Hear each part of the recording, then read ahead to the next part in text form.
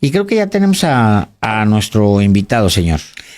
Bueno, pues le vamos a dar la bienvenida esta tarde al magistrado Felipe de la Mata Pizaña, magistrado de la Sala Superior del Tribunal Electoral del Poder Judicial de la Federación, con quien ayer íbamos justamente a platicar, pero como se retrasó el inicio de la sesión y luego fue una sesión larga como se preveía, pues decidimos y le agradecemos platicar el día de hoy para usted, porque lo que resolvió ayer la Sala Superior es, digamos, ya el cerrojazo a un proceso de reforma, de implementación y luego de elección de los ministros de la Suprema Corte de Justicia de la Nación que toman posesión este 1 de septiembre. Bienvenido, magistrado, muy buenas tardes. Don Álvaro, don Alejandro, un gusto estar con ustedes y con todo su auditorio. Muchísimas gracias. Recuerdo una declaración que usted dio allá por el mes de febrero, que era: aunque se enojen, habrá elección judicial, decía usted. Y en efecto, hubo una elección judicial y en efecto se enojaron. Y ayer fue un día, digamos, complicado en ese sentido, magistrado, porque pues yo creo que le ha de haber llovido a usted, le ha de haber estado chillando los oídos mientras estaba usted ahí en el presentando su ponencia, porque estaban ardiendo literalmente las redes. ¿Le puede a usted eso? ¿Le cala lo que dicen de repente de usted? Mire, yo tengo 27 años en el tribunal. Tengo 9 en sala superior y ya casi 12 como magistrado electoral. Ahora sí que a mí me han presionado todos, chiquitos, medianos y grandes, privados y públicos. Yo, la verdad, les soy sincero, si algo he demostrado es que no me doblo. Entonces, a mí, que me griten, que me insulten y que digan lo que quieran, de verdad. Yo creo que ya a estas alturas mejor deberían entender que haciendo lo mismo que siempre, amenazar y presionar o insultar, no es suficiente para doblarme. Que mejor intenten otras cosas, porque eso no es suficiente. Al final, sin embargo, pues se elabora un proyecto. El proyecto lo elaboró para anular la elección el magistrado Reyes Rodríguez Mondragón, un proyecto que proponía la nulidad de la elección. Fue apoyado por la magistrada Yanino Tálora, y sin embargo hubo una mayoría de 3 magistrados contra 2 que desechó el proyecto. Queda firme la elección. Y ¿cuál fue, pues, el sustento para decir, pues es que no se puede apoyar el proyecto del magistrado Reyes Rodríguez? Claro que sí. Mire, lo primero que hay que decir es que lo que estaba como premisa fundamental del proyecto era hablar de que existía una estrategia sistemática, general e ilícita derivada de los acordeones, no de estas hojitas de guías de votación. Para poder decir que esta cuestión era un ilícito de tal entidad que había que anular una elección de tipo nacional, primero aquí hay que acreditar la existencia de los acordeones el día de la jornada, su distribución particularmente entre la ciudadanía, y perdón que lo diga en estos términos, una especie de efecto mágico por parte de los acordeones en la ciudadanía, porque en el mismo momento en el cual un ciudadano recibía el acordeón, perdía completamente la posibilidad de obrar de manera racional y libre, de la manera que quisiera en la urna, ¿no? Es decir, te daban al acordeón y inmediatamente estaba tu voluntad nublada por el acordeón y votabas exclusivamente lo que decía el acordeón. Bueno, estos elementos, ninguno de estos se encontraron probados en el expediente. De hecho, no quedan claro cuántos acordeones se imprimieron. No queda claro quién imprimió los acordeones. No queda claro tampoco cuándo se distribuyeron, dónde se distribuyeron, quién lo distribuyó, entre qué personas lo distribuyeron, y ya no digamos cuántas personas efectivamente cambiaron su voto por haber recibido el acordeón, que como digo, pues pareciera tener un efecto mágico y pareciera ser la única razón por la cual votó la gente, según el proyecto. No tuvo nada que ver que, por ejemplo, hubiera una persona indígena entre los candidatos y que buena parte de los pueblos y comunidades originarios de México votaran y que por lo tanto probablemente se sintieran mejor representados por don Hugo Aguilar, por ejemplo. Tampoco tenía nada que ver que fuera una primera Corte Suprema de México integrada por mujeres, ¿no? Pareciera que el efecto del acordeón era de verdad mágico. Era reduccionista y torpe, esa es la verdad. Por otro lado, ¿qué pruebas habían en el expediente? Porque eso es el tema. A ver, las pruebas eran 3,188 hojitas dobladas a la manera de un acordeón, vamos a decirlo así, pero esas 3,188 hojitas no fueron usadas el día de la elección. Ya me doy a entender, estaban nuevas, parecían no manipuladas, eran hojitas no utilizadas. También estaban ahí alrededor de 44 fotografías. ¿Fotografías de qué? De acordeones. Ahora, quiero decir que ni siquiera había coherencia sistemática entre los acordeones que estaban en original, repito, no usados, o en fotografía, porque había 51 tipos diferentes de acordeones. ¿Cómo saber cuál fue el que la ciudadanía efectivamente utilizó? Después, existían 4 videos de TikTok, 4 videos que no sabemos cuántas personas vieron, no sabemos si fueron manipulados los videos de TikTok, y después una prueba pericial, y lo digo así porque no se trataba de una amicus curiae, era una prueba pericial científica por parte de un catedrático del CIDE, que lo que hacía era tratar de demostrar que los resultados debían provenir necesariamente de los acordeones, ¿de acuerdo?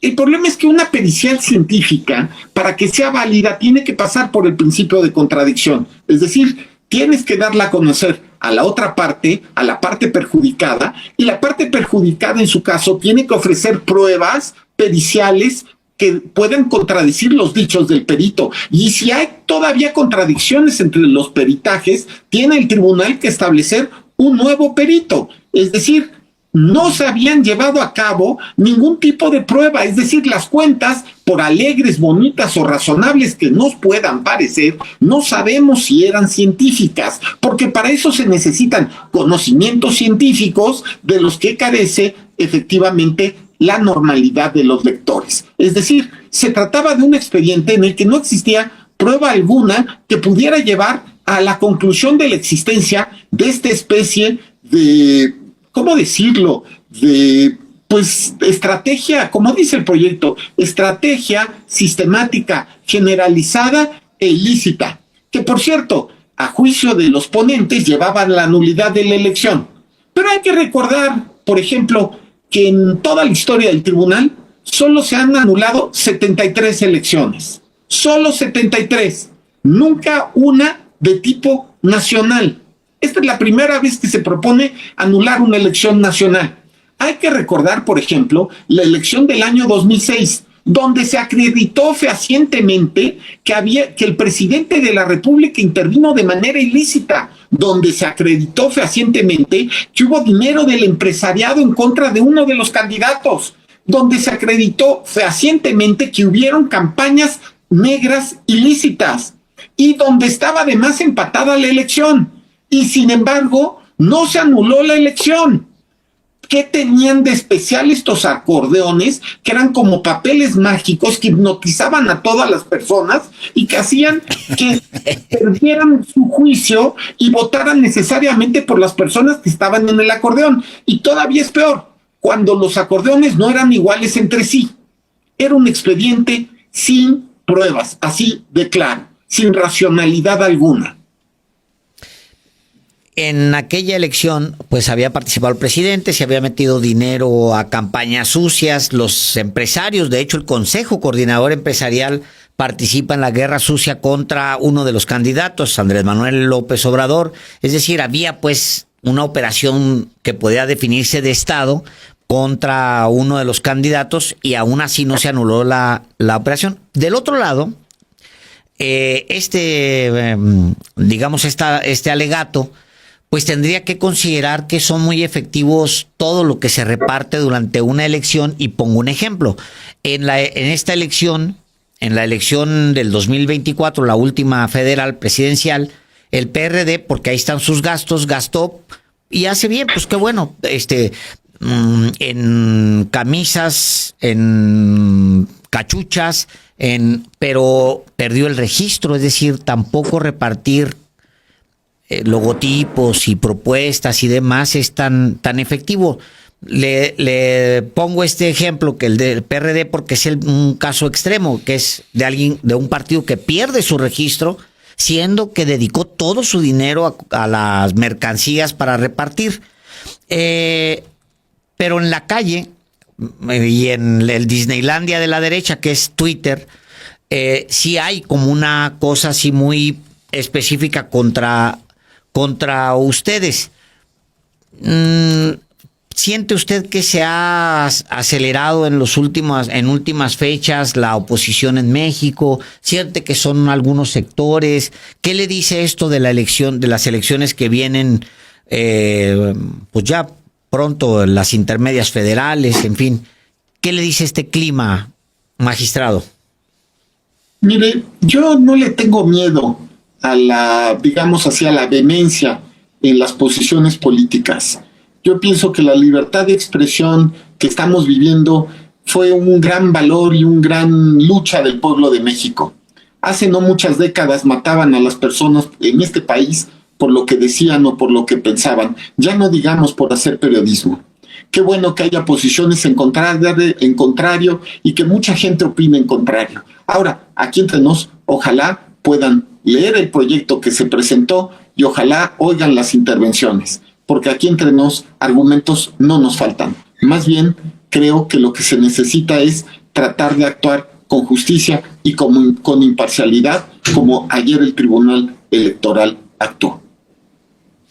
Hay, sin embargo, magistrado Felipe de la Mata, una insistencia desde la oposición en que hay 3 magistrados, 2 magistrados y una magistrada, la magistrada presidenta, capturados por el oficialismo, que se han doblado ante 2 magistrados, una magistrada, Yanino Tálora, y el magistrado Reyes Rodríguez Mondragón, que son los defensores de la República, y que ustedes 3 van a seguir destruyendo también la democracia en nuestro país. Yo quiero ser muy enfático en esto. No hay 3 magistrados de Morena y 2 magistrados de la oposición. No es verdad. Todos y cada uno de nosotros hemos demostrado nuestra libertad respecto de agendas y respecto de partidos. Nadie puede esperar, por lo menos en mi caso, que yo actúe conforme a la Constitución. Y se enojarán muchos, y se enojarán todos, pero tendrán que enojarse porque yo voy a hacer lo que protesté, que es cumplir y hacer cumplir la Constitución. Y estoy seguro que mis compañeros lo harán. No hay 3 del gobierno y 2 de la oposición. Es muy importante hacerlo notar. Permítame preguntarle también, porque usted o ustedes han sido protagonistas de algunos episodios que involucran directamente a la presidenta de la Corte, la presidenta que deja la Corte, Norma Piña. Le tengo que obligadamente preguntar su balance por lo que fue la presidencia de Norma Piña y pues no le voy a poner ningún adjetivo, más bien se lo pregunto así. ¿Cuál es su evaluación de la presidencia de Norma Piña que está terminando? Mire, yo no soy nadie para evaluar a nadie. Yo respeto, sin duda, pero bueno, yo tuve formación cristiana de joven. Entonces, yo recuerdo que el Evangelio dice que por sus frutos los conocerás. que a todos los funcionarios judiciales nos evalúen por los frutos que estamos rindiendo al país. Pues sí. Magistrado Felipe de la Mata Pisaña, pues gracias por esta oportunidad de informarle al auditorio. Usted forma parte de este tribunal que tiene la última palabra en materia electoral. Con el fallo de ayer se cierra también un capítulo en la historia constitucional de México, porque es la primera vez que hay una elección como la que se celebró el 1 de junio, después de un proceso que fue tortuoso de reforma constitucional, de implementación, y ahora viene, por supuesto, lo que fue validado ayer, que es una nueva Suprema Corte de Justicia de la Nación. Sí, así es. Vamos a decirlo, ayer se escribió una página de la historia de México que el tribunal nuevamente ha sido protagonista. La siguiente semana seguiremos ahora con el Tribunal de Disciplina y con el resto de las magistraturas y juzgados de distrito. Todavía nos queda una semana larga por delante. Es verdad, sí, se resolvió el tema de la corte, faltan estos otros trámites. La próxima semana tiene que ser a más tardar el 28 o 30 de agosto, magistrado. 28 es nuestro último día. Pues muchísimas gracias por la oportunidad de conversar. Gracias, magistrado Felipe de la Mata Pisaña. Un saludo. Hasta luego. Gracias. Gracias. Gracias.